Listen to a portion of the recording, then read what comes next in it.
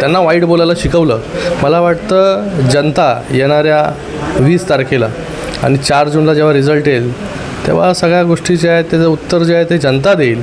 कारण की महाराष्ट्रामध्ये वातावरण गढूळ करण्याचं काम, हे शिव्याशाप देण्याचं काम, इतक्या खालच्या पातळीवरती जाऊन राजकारण करण्याचं काम, एक फ्रस्ट्रेशनमधून या सगळ्या गोष्टी बाहेर येत आहेत. आणि पराभव जेव्हा समोर दिसतो तेव्हा माणूस जो आहे तो तडफडतो, अशा वक्तव्य करतात.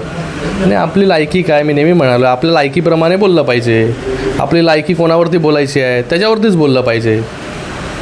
लायकी नसताना जे आहे हे आपण ज्यांच्यावरती बोलतो हे जनता बघत असते की तुमचं योगदान काय आहे, तुमची पात्रता काय आहे, तुमची लायकी काय आहे. हे नेहमी मला वाटतं थोडंसं आरशामध्ये पाहिलं की आपली पात्रता, आपली लायकी, आपली अवकात ही कळेल.